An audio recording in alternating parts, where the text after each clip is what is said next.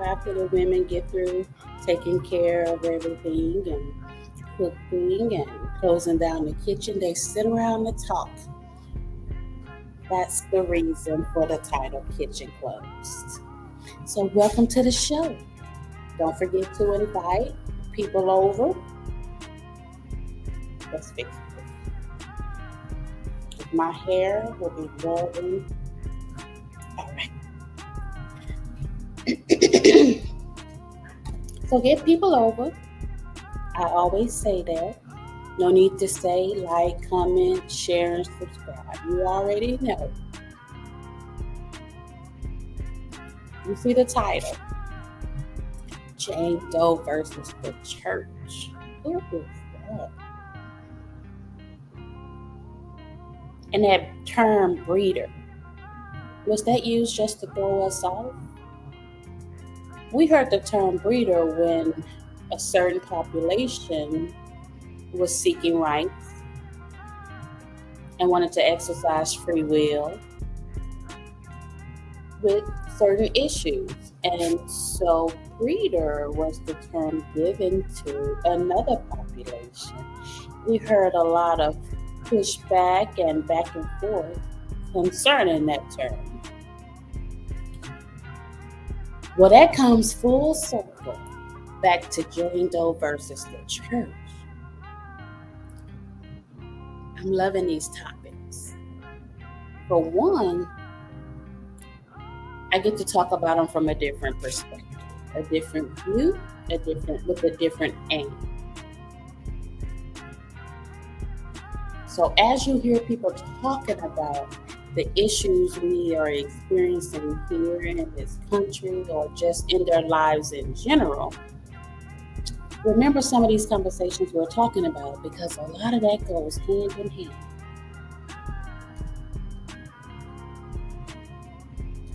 Let's take a look at an article that was written by Fisher.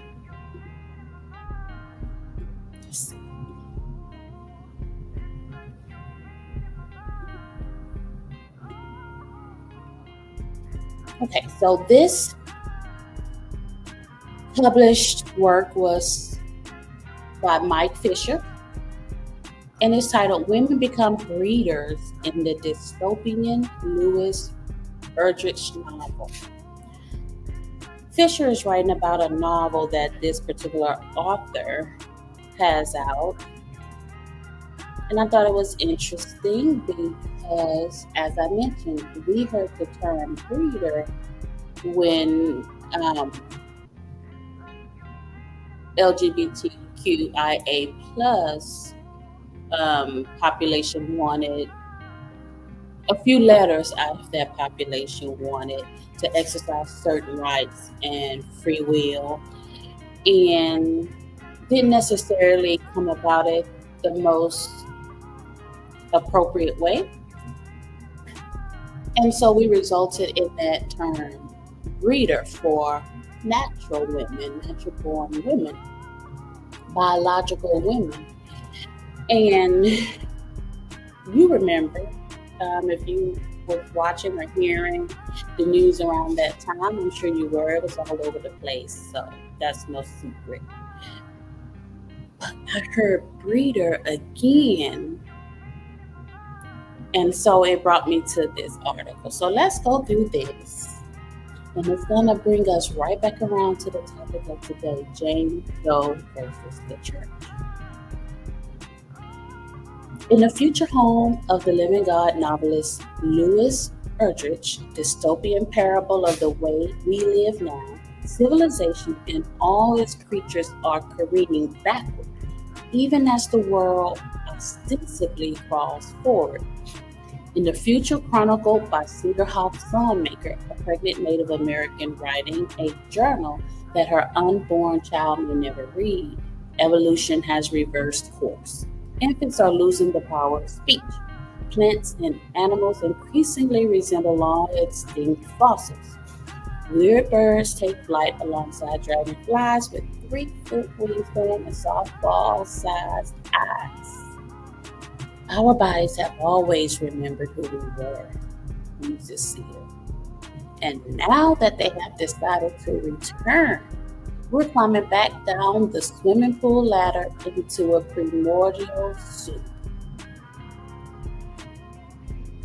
That's bad news for pregnant women.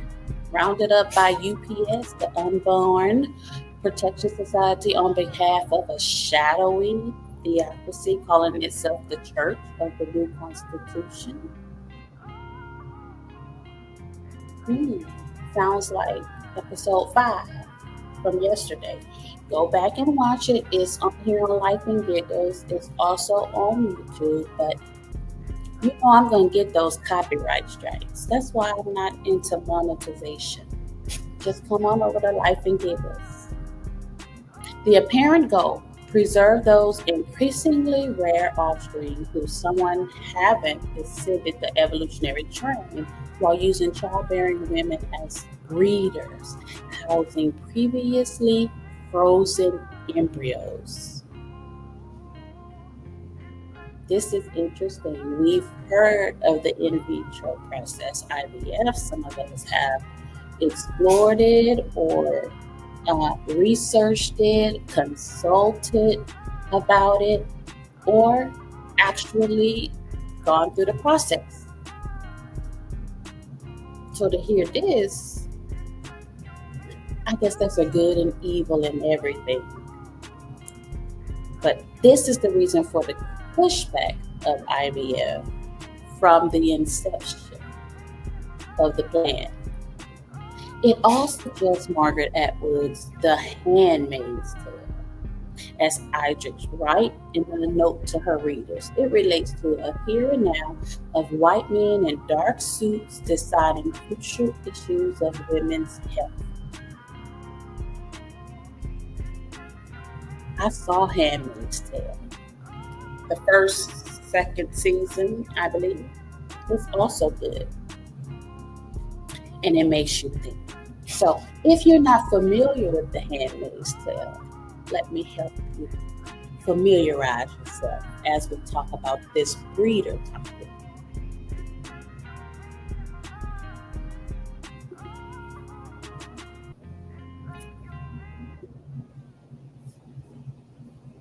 And before we do that,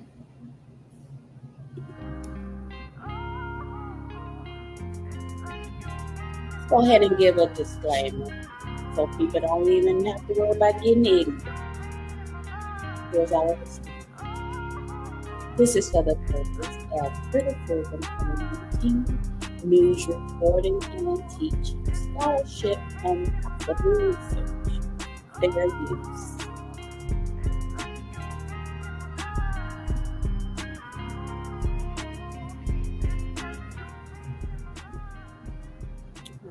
Now let's get to the nitty-gritty.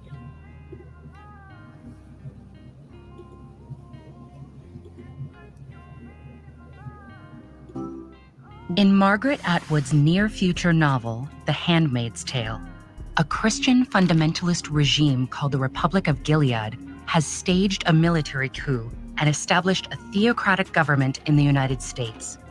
The regime theoretically restricts everyone, but in practice, a few men have structured Gilead so they have all the power, especially over women. The Handmaid's Tale was published in 1985, when many conservative groups attacked the gains made by the second wave feminist movement. This movement had been advocating greater social and legal equality for women since the early 1960s. The Handmaid's Tale imagines a future in which the conservative counter-movement gains the upper hand and not only demolishes the progress women had made toward equality, but makes women completely subservient to men. Gilead divides women in the regime into distinct social classes based upon their function as status symbols for men. Even their clothing is color-coded. Women are no longer allowed to read or move about freely in public, and fertile women are subject to state-engineered rape in order to give birth to children for the regime. The details of Gilead, which we've only skimmed the surface of, slowly come into focus through the eyes of its characters, mainly the novel's protagonist, Offred, a handmaid in the household of a commander. Before the coup that established Gilead, Offred had a husband, a child, a job, and a normal middle-class American life. But when the fundamentalist regime comes into power, Offred is denied her identity, separated from her family, and reduced to being, in Offred's words, a two-legged womb for increasing Gilead's waning population. She likens language to the formulation of identity. Her words also acknowledge the possibility of resistance. And its resistance, the actions of people who dare to break the political, intellectual, and sexual rules that drives the plot of The Handmaid's Tale. Ultimately, the novel's exploration of the consequences of complacency and how power can be wielded unfairly makes Atwood's chilling vision of a dystopian regime ever relevant. Okay. That's a great synopsis of the movie. It's actually a series. I'm not sure if it still is on Netflix or not, but that's where I saw it. The Handmaid's Tale. That's the far extreme end of conservatism. And then we have a far left, Jane Doe versus the church.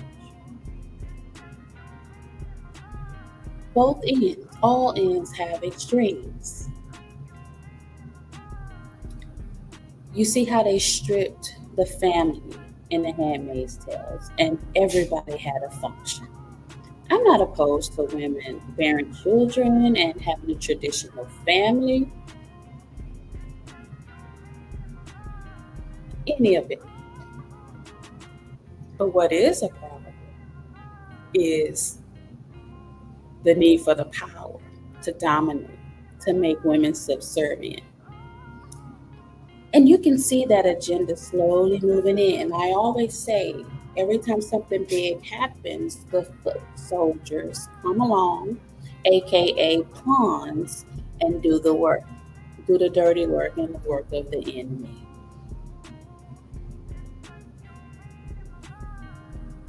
A huge shift cannot just, and people get on board. They have to slowly be ushered into these ideas. And that's what some people are on these airwaves, because their father is the prince of the air. So they're on the airwaves doing their work, doing the job they're paid to do. Divide and conquer. That's too why we had this so-called gender war.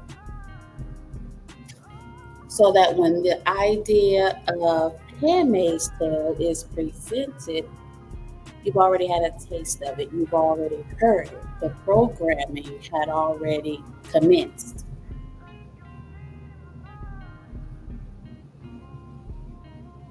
Everything is happening for a reason. Not one thing is a coincidence. It's up to us, it's up to you to connect the dots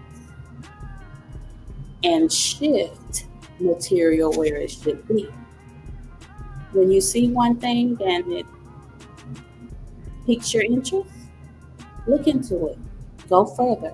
There's more to it. There aren't any coincidences. Breeder. So in The Handmaid's Tale, as you see, men dominate, and I'm all for men being in leadership, taking over, leading, but that doesn't put women in a place of subservience and silence. That's where we're going to have a problem. And that's a heel for a lot of folks. Everybody got their heel that they're going to die on. And that is one for a lot of folks.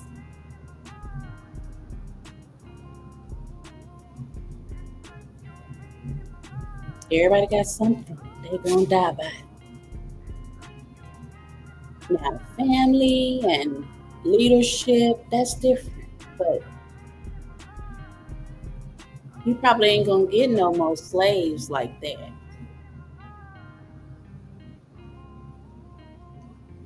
So see how things are slowly ushered in, and then you get confused with the different terms. All these terms that didn't mean what they mean today were hijacked.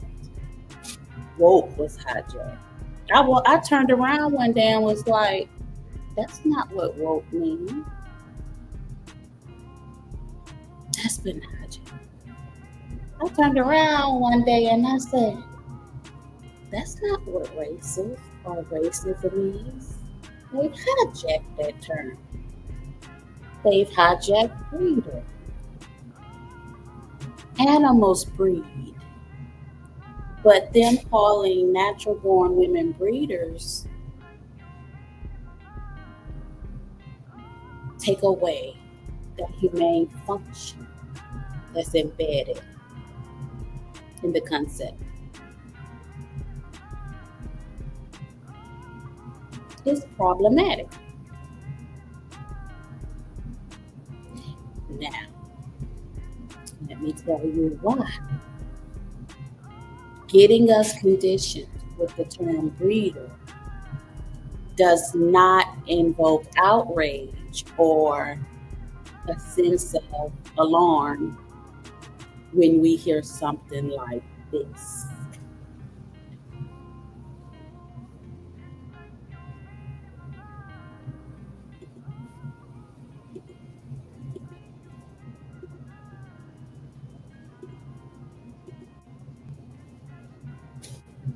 Here's a case of Jane Doe writing to the judge, pro se, of course, because as you've heard other survivors say,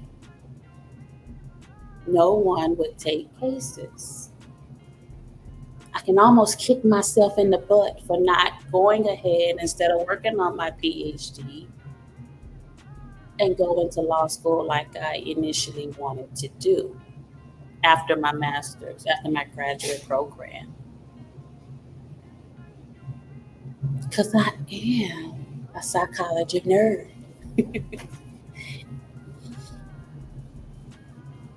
So she wrote to the judge, y'all. Now, this was back in 2014 for this particular case. Who knows? I have not gone to see if there was anything prior to this. But as we know it, 2014 in July is when this pro se person wrote to the judge. It's my attempt to legally communicate with the named defendants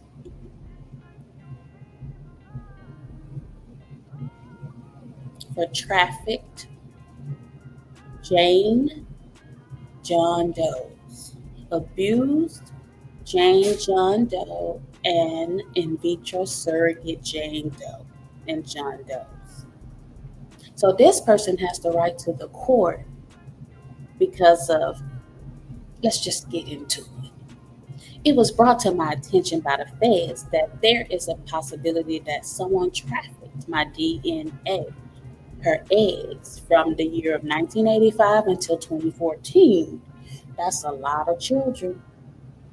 I have no knowledge of the events or of the children born from this act, but I look to reconcile the situation with those of affluence and influence so that they do not have to assume legal liability associated with the use of the trafficked DNA or the acquisition of it. All I can think about is how many women there are. You go to the OB, you get your pap smears, you get biopsies, you get all kinds of crap in your lifetime within a medical system. Who knows? You just have to stay prayed up, but who knows where this DNA is? Think of how many people have done their ancestry and their ancestry through the different programs and or systems and corporations. A lot of people. But don't say, oh, well, that's why I won't do mine. There are plenty other places your DNA has been collected. Now, all we need to do is pray that it hasn't been trafficked like this person. Okay. I in no way support such behavior, she was saying. This is a letter to the judge in the high courts. I in no way support such behavior. The exploitation, abuse, or traffic of eggs, embryos, or children, and ask that the court understand the nature of this lawsuit. I look to provide defendants and their associates, family and friends, with one, a contractual agreement releasing them from liability associated with the life and birth of this trafficked DNA, and to two, grant them full parental rights, thus terminating my own with these does. So this person is saying, I've got so many children out there because these folks have trafficked my DNA, my eggs, embryos, live birth children. And I'm trying to give up my rights. Y'all can have it. And any liability associated.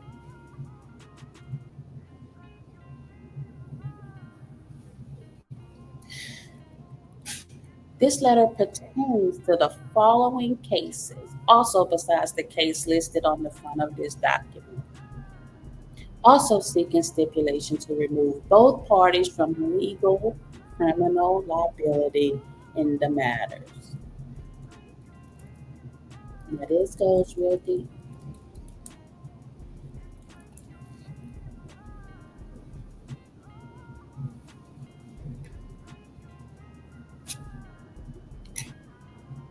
And she's talking about the church.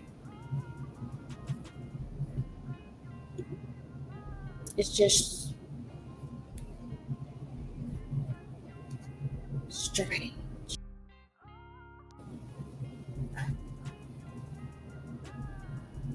Because the church has what's called in service, according to her. And in this in service, they're getting women to donate their eggs, or maybe some donate and some it's not so voluntary. So you have a lot of women breeding voluntary and aren't compensated contractually. So they're being exploited and taken advantage of. And you have others who had no choice. This is the breeder they don't want us to get a hold to. It has nothing to do with a natural born woman conceiving and giving birth. But let's throw that term out there because when it comes out that we are holding people hostage to be breeders and enslaving folks and tracking their DNA and their eggs and their womb, the mess gonna hit the fan.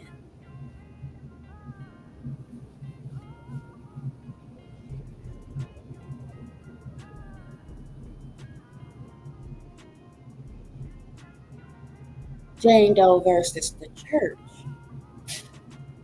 There are a lot of churches listed, a lot of pastors. That's why you have to get in your word for yourself and not focus so much on the building.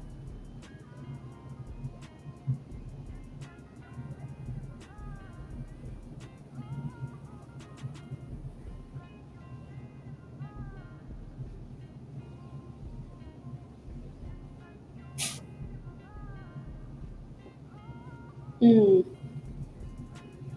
So pay attention to the different narratives that are pushed buzzwords like breeder, woke, submissive, um, all these different terms that red pill communities and everybody else are throwing out there. This is the thought channel. Think, critically think, always.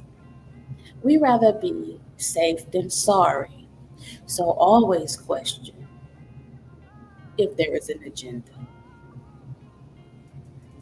To yourself, you don't have to say anything out loud. To yourself, do your research, check on what's happening, watch, read the comments, see where society is leading. Remember, there are extremes on both sides.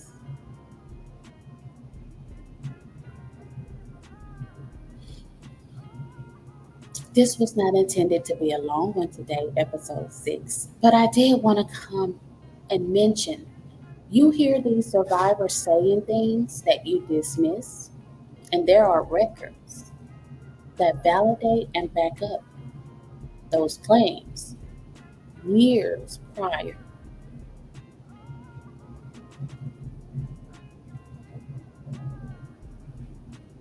Time to take a closer look and a listen. I hope you were able to keep up with this content today. I do have a peculiar style and the way I deliver information, and that's partly because I'm more of a listener. My job as a psychotherapist is to listen more than I speak. So my pauses, that has just become a part of me. I'm pausing more to process my thoughts and to hear and to listen. And it's definitely projected in this work. But as I do this more and more, I'm sure I pick up a little speed, y'all. Just stick with it. Come on over, invite people over who just love real life stuff that's going on, make you think, and people who just like to dive into the realness of all artificial subjects and topics that are being tossed around, and understanding the agendas and how we see stuff come around full circle. They're not going to push a shift all at once. They will get you comfortable. You will be warmed up to accepting that change. And as we saw with this breeder progression, we have someone in court trying to sue prior years to what survivors today are talking about. Not only that, the Handmaid's Tale reference, that agenda that you hear online, I don't have to say names. You know those content creators who push those narratives. Now, are they doing it because they are paid to push it? Possibly. Or are they ignorant and it just sounds good? Possibly. Your job is to find out, critically thinking and listening. All right, I'll see y'all at the next episode. Thank you for coming by Life and Giggles. Have a great one.